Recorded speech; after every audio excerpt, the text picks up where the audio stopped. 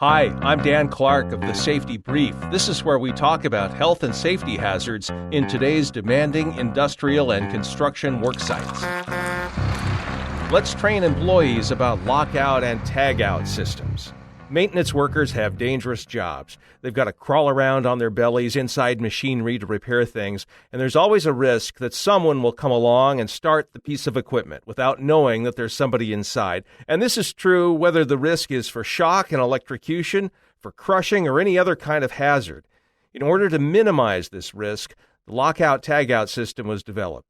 Basically, this is a system for stopping machinery that's under inspection or repair from being turned back on. This Lockout-Tagout accomplishes this both by physically restraining the controls of a machine when possible and by visually alerting other employees to the work being done by a colored tagging system.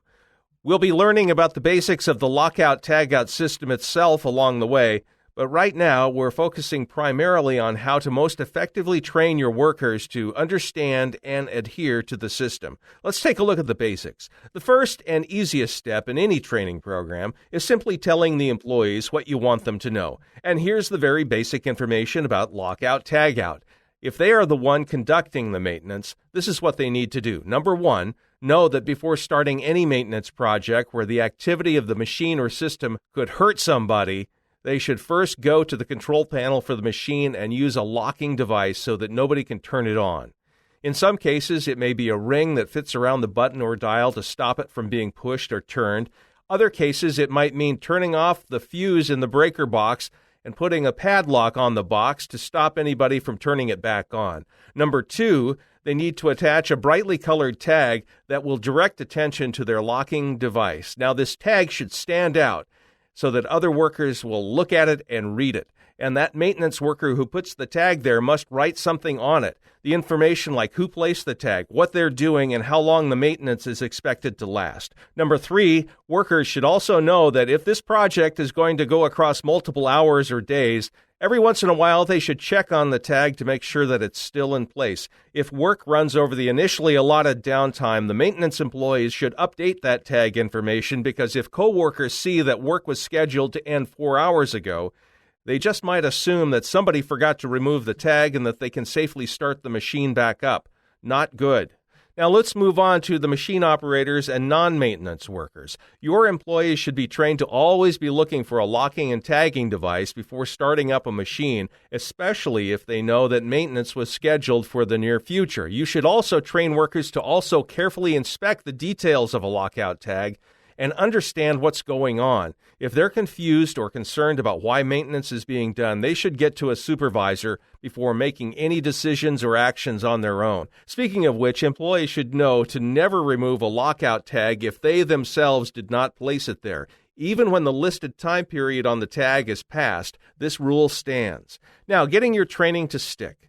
While the old tell them what you're going to tell them, then tell them what you told them adage does speak to the power of repetition, it isn't necessarily the key to making your training stick. Here are a few things that you can do to make sure that employees actually absorb the information you give them and then turn around and change their behaviors in the way you need them to. Number one, make it personal. People don't care about things they perceive as not affecting them. That's just how we are.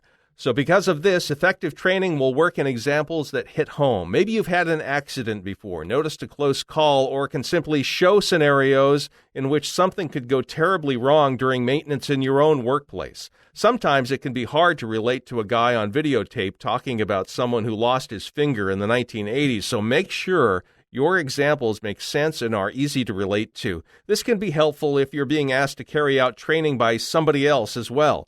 If you want employees to sincerely care about an issue, then you need to come off as you yourself thinking it's important. Number two, make it different. Don't require employees to stare at a screen or a piece of paper for 3 hours. Human brains get bored and tune out long before 3 or 4 hours of the same thing. When they get to this point, nobody is learning anything. Let employees work through possible reasons for a lockout-tagout system, but you are guiding the outcomes.